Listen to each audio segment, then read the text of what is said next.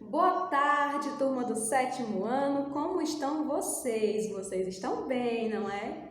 Eu espero que sim. Hoje é terça-feira, dia 11 de agosto, e nós vamos dar continuidade ao nosso conteúdo de ciências. Vocês lembram que na aula passada a gente viu platelmintos. Platelmintos que são vermes, que podem chegar a metros, de comprimento, que podem ser parasitas ou podem ser de vida livre, que alguns têm o sistema digestivo completo ou digestório, digestivo ou digestório completo ou incompleto ou quase nada evoluído.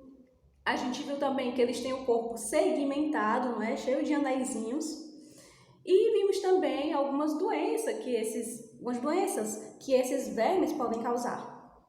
Hoje, dando continuidade, nós vamos ver os nematelmintos. Os nematelmintos também são vermes, só que esses em específico são mais conhecidos por lombriga. Isso. Quando se fala em lombriga, a gente está falando de nematelmintos, é assim que eles são conhecidos de forma mais popular. Ok, galera? Então, diferentemente dos platelmintos, o corpo desses vermes não é achatado, certo? É cilíndrico. Perfeito? O corpo também é alongado e não tem segmentos, como a gente pode ver aqui no desenho que eu fiz, não é?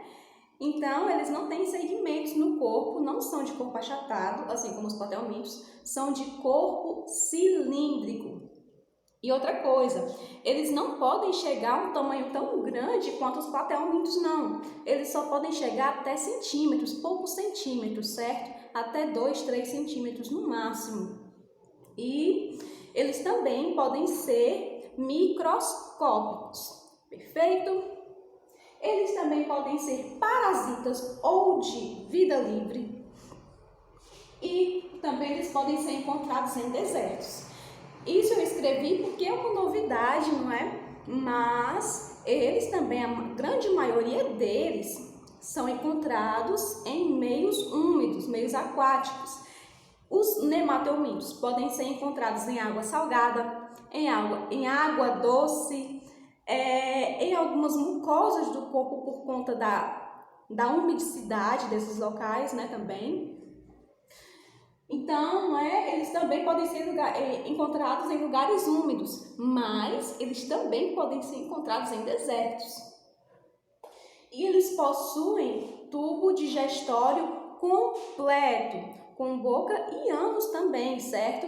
Ou seja, eles são mais evoluídos do que os platelmintos, mesmo que eles sejam menores, perfeito? Então, com relação ao tubo digestório, é a grande maioria que possui o tubo digestório completo, certo? Os nematelmintos, que são parasitas, ou seja, os que causam doenças na gente, por exemplo, ou em outros animais, eles não possuem tubo digestório completo, não. A maioria deles não. Eles absorvem nutrientes através do meio mesmo, sem ter um sistema digestório com boca, ânus, com um orifício para receber a comida, outro para liberar os dejetos da alimentação, certo? Então, os que são parasitas, eles costumam ser mesmo, não possuem o tubo digestório completo, mas sim fazer digestão por meio de absorção. Perfeito? Aqui nós temos um detalhe sobre a reprodução, que é muito importante também. A reprodução dos nematelmintos é somente sexuada, certo? Eu já ouvi falar que alguns possuem reprodução assexuada, mas são muito minoria, galera. São bem minoria mesmo. A grande maioria dos nematelmintos possuem reprodução sexuada. Eles se reproduzem através do compartilhamento de gametas, na grande maioria. E com relação também à reprodução, é muito importante a gente falar que eles não são hermafroditas, certo? Existem sexos separados. Existem o masculino, macho, e existe fêmea também. Perfeito? E agora vamos falar de algumas doenças. parte dos nematelmintos, no livro da gente, ele não vai classificar os nematelmintos, até porque não é importante pra gente agora, perfeito? A gente vai falar um pouco só das doenças, nada de classificação, nada de uma coisa muito burocrática, até porque esse capítulo não ficaria gigantesco, por isso que o livro não traz classificações.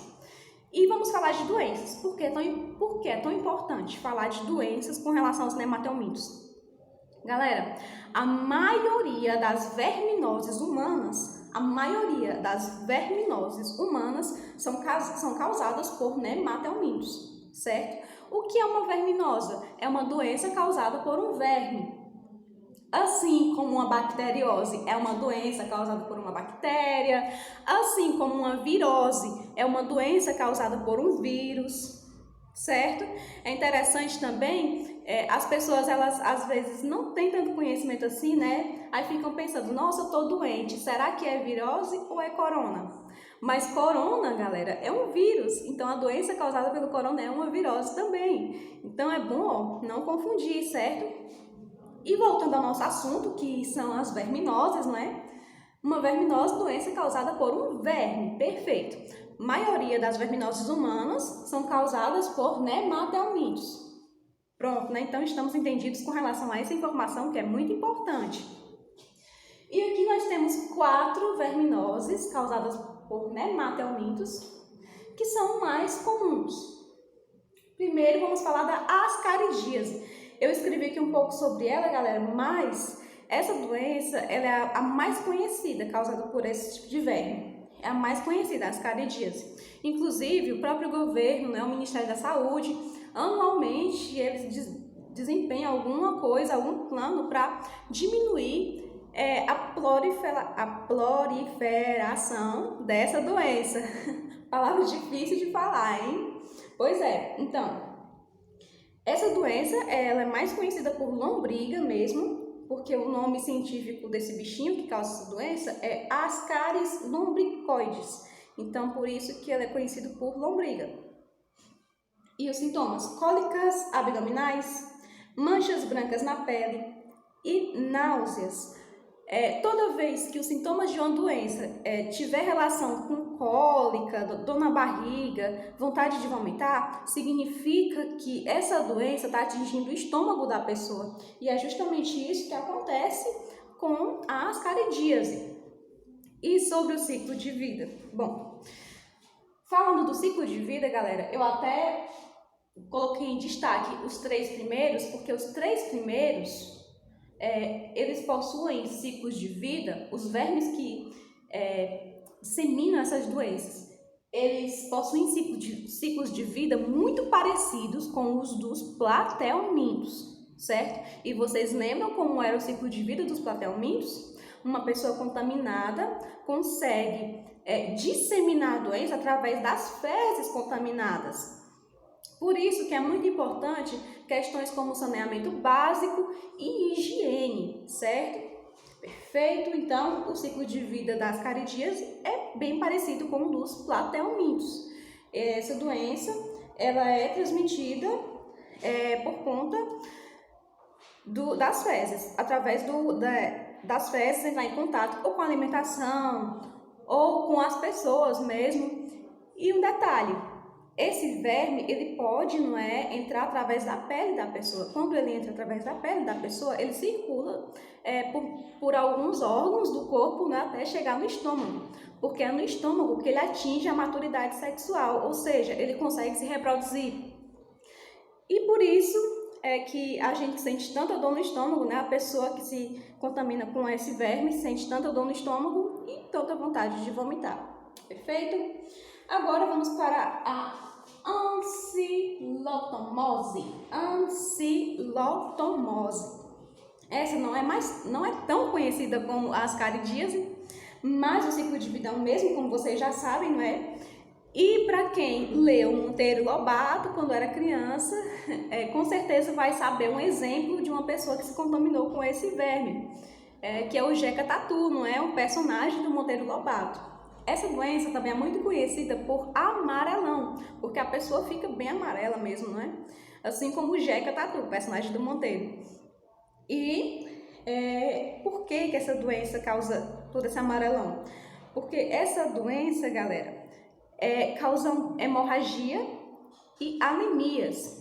Porque esse verme possui ganchos na ponta, certo? E quando ele está no estômago, ele perfura a parede do estômago com esse gancho para sair do estômago e chegar na corrente sanguínea. Porque ele se alimenta de sangue, parasita, não é?